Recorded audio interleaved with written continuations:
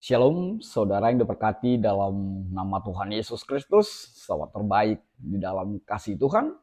Bertemu lagi dengan saya, Pendeta Novel Saragi. Firman Tuhan yang menyapa kita pada saat ini tertulis dalam Kolose pasal yang ketiga, ayatnya yang ke-15 sampai ayatnya yang ke-17. Namun ada baiknya kita bersatu dulu di dalam doa. Kita berdoa. Tuhan Yesus yang baik, Engkau kami puji, kami sembah dalam hidup kami. Tuhan, sebentar kami mau disapa oleh kebenaran firman-Mu. Biarlah Engkau Tuhan yang berkuasa atas kehidupan kami. Sehingga firman-Mu menjadi kuat kami. Maka berfirmanlah Engkau Tuhan. Sebab kami siap untuk menerimanya. Amin. Shalom saudaraku yang diberkati dalam nama Tuhan Yesus Kristus. Sahabat terbaik dalam kasih Tuhan. Seperti saya sebut tadi, bahwa firman Tuhan yang menyapa kita tertulis dalam Kolose pasal yang ketiga, ayatnya yang ke-15 sampai ayatnya yang ke-17. Begini firman Tuhan. Hendaklah damai sejahtera Kristus memerintah dalam hatimu, karena untuk itulah kamu telah dipanggil menjadi satu tubuh. Dan bersyukurlah. Hendaklah perkataan Kristus diam dengan segala kekayaannya di antara kamu, sehingga kamu dengan segala hikmat mengajar dan menegur seorang akan yang lain, dan sambil menyanyikan mazmur dan puji-pujian dan nyanyian rohani, kamu mengucap syukur kepada Allah di dalam hatimu. Dan segala sesuatu yang kamu lakukan dengan perkataan atau perbuatan, lakukanlah semuanya itu dalam nama Tuhan Yesus, sambil mengucap syukur oleh Dia kepada Allah Bapa kita. Demikian firman Tuhan. Saudara yang diberkati di dalam nama Tuhan Yesus Kristus, kita bertemu dengan Minggu Kantate yang ingin mengungkapkan bernyanyilah, sama seperti dengan tema kita yang mengatakan bernyanyilah bagi Tuhan, hai segenap bumi. Maka saya teringat seorang sahabat mengatakan, pendeta ini, pendeta Novel ini kok lebih menghayati lagu rohana daripada lagu rohani ya, katanya seperti itu. Saya jadi teringat kalimat itu dan sangat-sangat saya pikir memberkati untuk mengubah mungkin bagaimana cara bernyanyi yang baik dalam kehidupan kita. Kalau saat ini saya bisa bernyanyi, tapi bernyanyi bukan dengan nada, bukan dengan irama, tapi bernyanyi ya mungkin karena saya dapat batik baru dari Batik Horja di Bogor sana ya. Saudara yang diberkati dalam nama Tuhan Yesus Kristus, firman Tuhan saat ini menghadirkan sebuah kalimat yang saya pikir begitu luar biasa sekali. Apa itu? Ingin dikatakan siapa yang memerintah di dalam hatimu? Atau apa yang memerintah di dalam hatimu? Lihatlah firman Tuhan mengatakan, hendaklah damai sejahtera Kristus memerintah dalam hatimu. Bahkan lebih lagi dikatakan, karena untuk itulah kamu telah dipanggil menjadi satu tubuh. Saudaraku, di dalam nama Tuhan Yesus Kristus benar sekali apa yang mau dinyatakan oleh Paulus kepada jemaat Kolose. Bahkan ketika ada aliran-aliran atau pengajaran-pengajaran sesat yang ingin mengaburkan mereka akan karya Tuhan, akan pengenalan akan Yesus dalam kehidupan mereka. Mungkin ada hati yang gundah gulana. Mungkin ada hati yang tidak nyaman. Mungkin ada hati yang tidak merasa sukacita dalam kehidupannya. Maka Paulus mengatakan, hendaklah damai sejahtera Kristus memerintah dalam hatimu. Dan ini benar sekali bahwa hati itu adalah institusi terbesar dalam kehidupan kita. Bahwa hatilah yang menggerakkan seluruh kehidupan kita.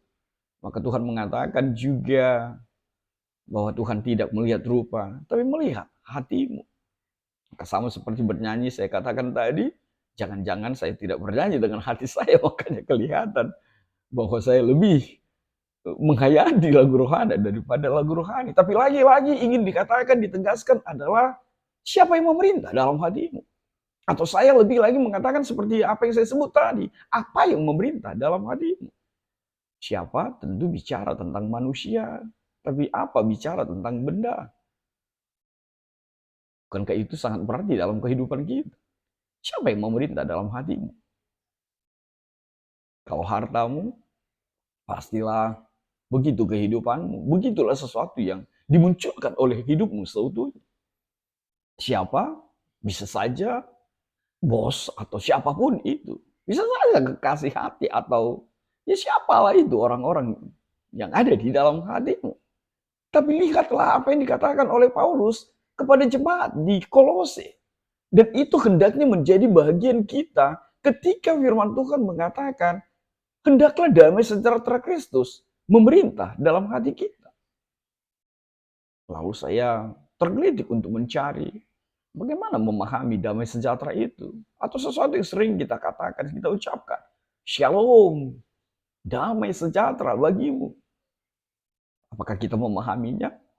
Apa kita mengerti? Atau itu hanya sesuatu yang autopilot untuk diucapkan atau secara otomatis untuk diucapkan.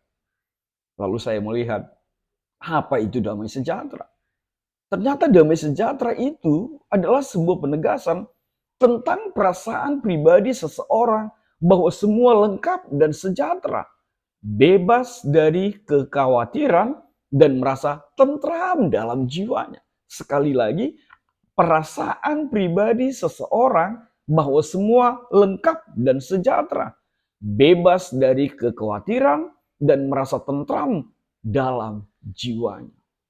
Dan kalau itu pemahaman kita tentang damai sejahtera itu, maka itu tidak bisa diukur dengan harta benda, dengan jabatan, atau apapun yang engkau miliki di tengah-tengah kehidupan ini. Dan itu hanya bisa kita miliki. Tidak lain adalah di dalam Kristus Yesus. Itu semua ada, damai sejahtera itu ada di dalam diri Kristus Yesus, Tuhanku, Tuhan kita. Maka benarlah apa yang Paulus sebut, biarlah damai sejahtera Kristus memerintah di dalam hati kita. Sebab kalau bukan damai sejahtera Kristus yang memerintah dalam hati kita, dipastikan kita tidak akan pernah mengalami kedamaian dan sejahtera itu dalam kehidupan kita. Tidak akan pernah dilingkupi oleh damai sejahtera itu.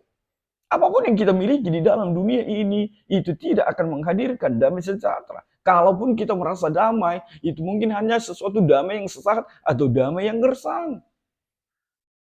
Saudaraku, dalam nama Tuhan Yesus Kristus, sahabat terbaikku dalam kasih Tuhan, sekali lagi, biarlah damai sejahtera Kristus memerintah dalam hatimu, bukan yang lain. Bukan yang lain. Dan firman Tuhan menegaskan, sebab untuk itulah kamu dipanggil menjadi satu tubuh. Satu tubuh bicara tentang sebuah persekutuan di jemaat Kolose. Satu tubuh bicara tentang engkau hidup di dalam tubuh Kristus dan tubuh Kristus yang menyatu di dalam kehidupanmu. Dan Paulus lebih lagi mengatakan, bersyukurlah.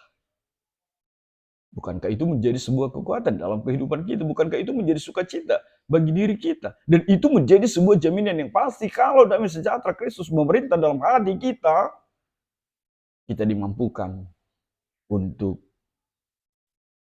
bersyukur. Sebab hati yang dipenuhi damai sejahtera Kristuslah yang bisa bersyukur. Sebab dasar syukur seseorang yang diberkati oleh Tuhan tidak tergantung oleh dunia ini dan segala sesuatu yang kita terima dari dunia ini. Tapi ketika Kristus Yesus memerintah dalam hati kita, maka bersyukur itu menjadi milik kita seutuhnya. Amin. Ya, kalau tidak ada pun merespon amin, gak apa-apalah. Aku khotbah juga ya. Lalu firman Tuhan berlanjut dengan mengatakan, setelah damai sejahtera Kristus itu, firman Tuhan mengatakan, hendaklah perkataan Kristus diam dengan segala kekayaannya di antara kamu. Bagaimana kita memahami ini?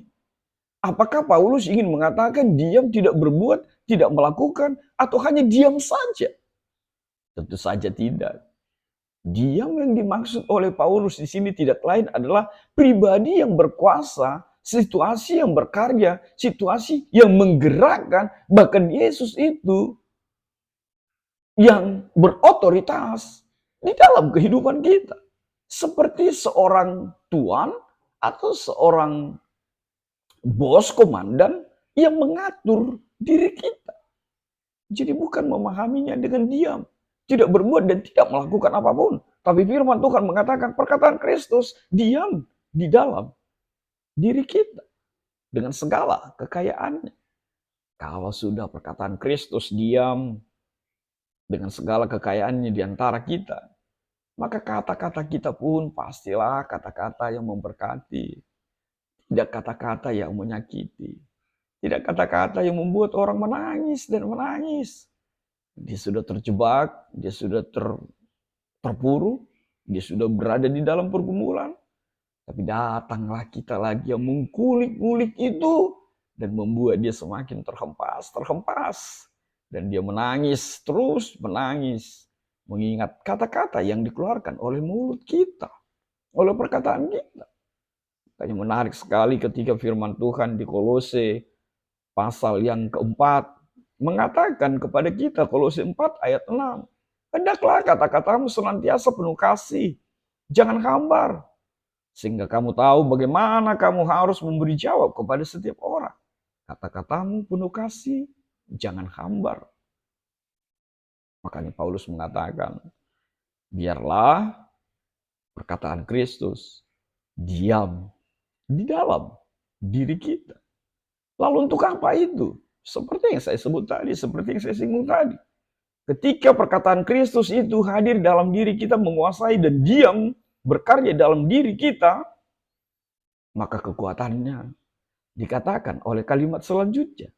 Sehingga kamu dengan segala hikmat mengajar, menegur, menyanyikan mazmur, dan puji-pujian, juga nyanyian rohani, dan memampukan mengucap syukur di dalam hatimu. Lihatlah kalimat itu begitu luar biasa sekali. Kita akan memiliki hikmat untuk mengajar.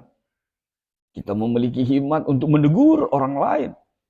Kita dimampukan untuk menyanyikan mazmur, puji-pujian, nyanyian rohani. Dan dimampukan untuk selalu mengucap syukur kepada Allah di dalam hati kita. Kalau perkataan Kristus diam dan menguasai kehidupan kita. Artinya apa? Paulus mau mengatakan, memang terlebih dahulu kita hidup di dalam perkataan Kristus itu. Memang harus terlebih dahulu damai sejahtera Kristus itu memerintah dalam hati kita, sehingga kita dimampukan untuk mengajar dan menegur, bahkan memuji, bernyanyi, memuliakan Tuhan dalam kehidupan kita. Dan bukankah itu fungsi firman Tuhan itu? Mengajari, mengingatkan, menegaskan, dan menuntun, bahkan mengoreksi setiap kita. Dan Paulus mengatakan hal itu kepada jemaat di Kolose dan kepada kita saat ini. Sehingga setiap orang yang dikuasai oleh damai sejahtera dan perkataan Kristus yang diam di dalam dirinya akan dimampukan untuk mengajar dan menegur. Bukankah mengajar dan menegur itu adalah bagian yang harus kita lakukan?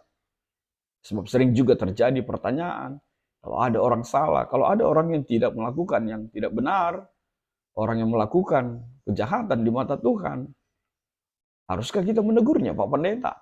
Haruskah kita mengajarnya, Pak Pendeta? Ya, sebagai orang Kristen, sebagai orang percaya, sebagai pribadi yang diberkati Kristus Tuhan, dan mengenal kebenaran firman Tuhan, pekerjaan kita adalah mengajar dan menegur. Sebab itulah yang Tuhan mau dari setiap kita.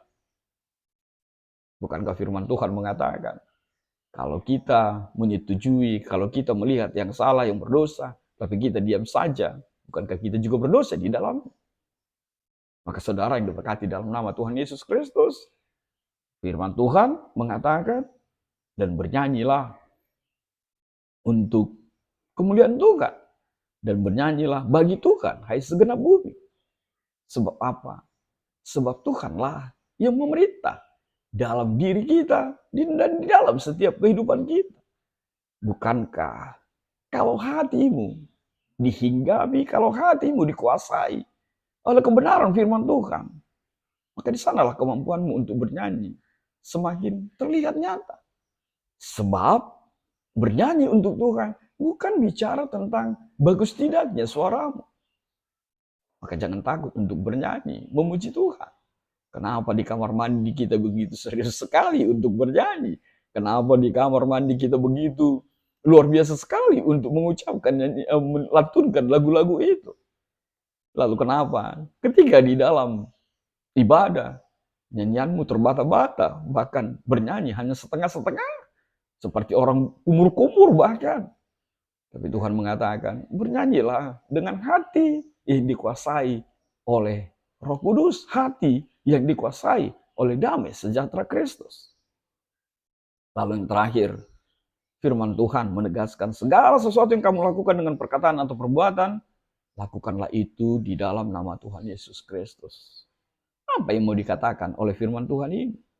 Saudaraku, di dalam menegur, di dalam mengajar, di dalam melakukan sesuatu, mungkin kita juga sudah mengalaminya. Bahwa kita kadang mengalami kekecewaan, kita kadang mengalami tidak seperti apa yang kita bayangkan. Kita berharap kalau kita mengatakan sesuatu, lalu feedbacknya, balasannya adalah sesuatu kebaikan. Atau mungkin ketika kita melayani, lalu kita beranggapan bahwa itu sesuatu yang sudah begitu luar biasa, atau sesuatu yang sudah kita persiapkan begitu matang. Lalu ternyata yang ada cibiran, yang ada ternyata ejekan. Kita sebagai pengurus, kita sebagai pribadi yang dibebani, diberi tanggung jawab dengan tugas pelayanan, tapi ternyata orang lain tidak pernah menghargainya. Saudaraku, firman Tuhan, Paulus mengingatkan Kolose, jemaat Kolose, dan dirimu dan kita saat ini, agar engkau tidak kecewa, agar engkau tidak terluka. Maka layanilah Tuhan itu, berkata-katalah dan berbuatlah dalam nama Tuhan Yesus. Seperti firman Tuhan paralel yang mengatakan, apapun yang kau lakukan, perbuatlah seperti untuk Tuhan. Maka engkau tidak akan kecewa, maka engkau tetap akan bersuka cita. Sebab apa? Sebab damai sukacita Kristus yang memerintah dalam hatimu. Dan harapan dan doa seisi dunia ini, seisi bumi ini pun akan memuji dan bernyanyi untuk Tuhan, untuk setiap hati yang dipenuhi damai sejahtera Kristus.